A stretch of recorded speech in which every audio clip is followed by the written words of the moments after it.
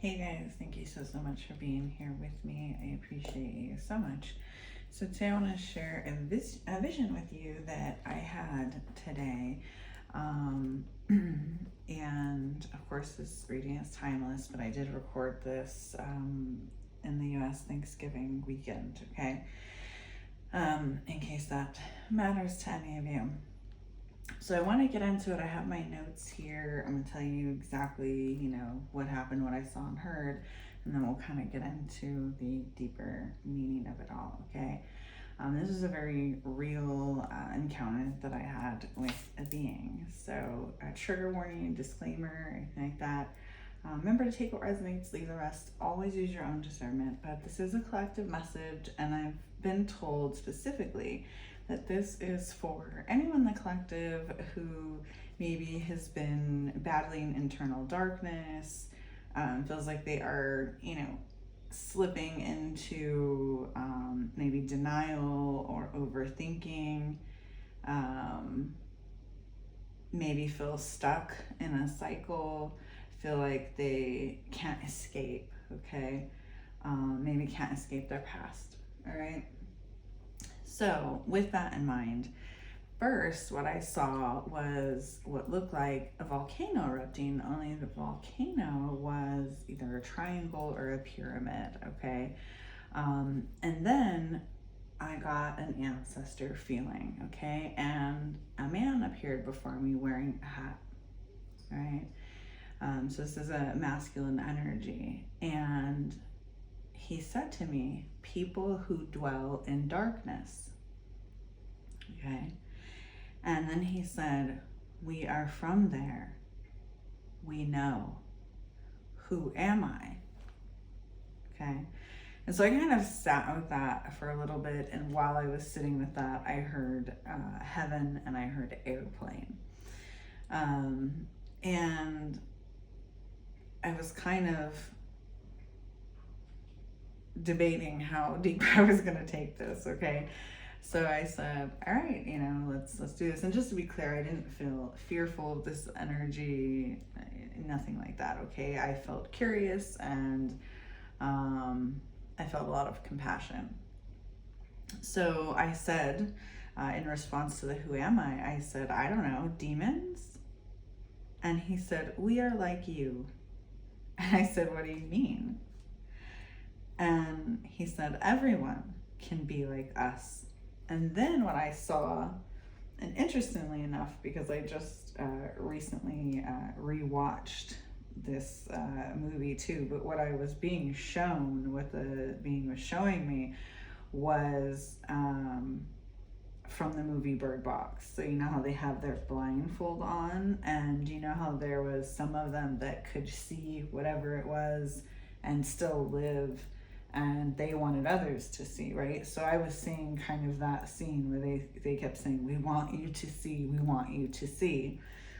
And then, like I said, some could live with it, right? And wanted others to see, so they were seeking that out. And then some took their own lives, right, in the movie. And so they were showing me these scenes.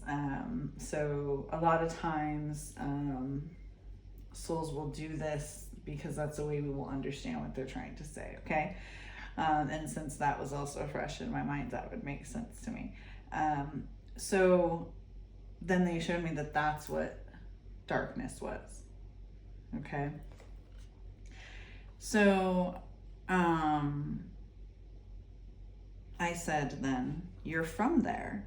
And he said, well, I live there. I wasn't born here. No one is, really. Darkness is a choice.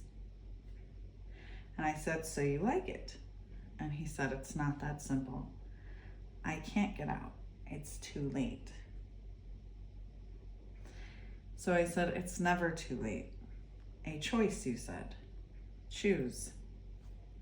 Okay, so here I'm feeling like I'm kind of showing them their own, words, saying their own words back to them, kind of calling them out that, of course, you just said it was a choice, right? So you have a choice. And then I heard, I have something to do. And I said, what do you need to do? And that was kind of the end of the conversation until later I heard shadow realm. Okay. And so what I'm getting from this is that this is actually a soul caught in the in-between, so to speak, who was once human. Okay. And so again, I didn't feel fear. Okay. I wasn't repulsed. I wasn't running away. I was genuinely curious. And, darkness to me is not evil. It's just a frequency, a state of mind, right? A place someone is in. So I don't judge that. I have no idea why he is in the place that he is in, right? Energetically. And I think he felt that, right? That openness is why he talked so much. And the Bird Box parallel, of course it's not at all about the actual movie, I just was getting that imagery, like I said.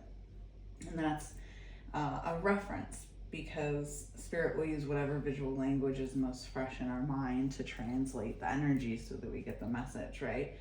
And the key takeaway here is that darkness is a choice, right? That's what he told me. Darkness is a choice. And he was right, it's not that simple, of course. And so, as I said, I've been shown that this was, not a demon, not a threat, not fear-based, okay? A soul showing me what it looks like when someone stays in darkness so long that it becomes familiar. Not evil, familiar. And the reminder that awakening isn't just, some miracle, right? It's a choice. And the same goes for staying asleep. So I think this message is bigger than just me. This is for anyone who feels stuck, numb, heavy, disconnected. It's for those out there who do believe that they can't change, who do believe it's too late for them.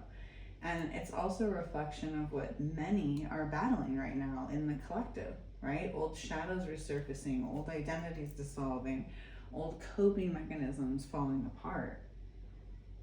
And, darkness isn't a realm that you get sentenced to. It's a frequency that you settle into when you forget your own power. Light isn't something you earn, it's something you choose. And sometimes the beings who've been stuck the longest are the ones who teach us the most.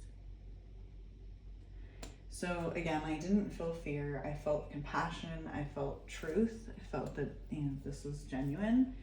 And I feel like sharing this might, help someone else to remember that you are one choice away, just one choice away from a different timeline, whatever timeline it is you may be on. Sending you light, love, and healing, and I hope this helped.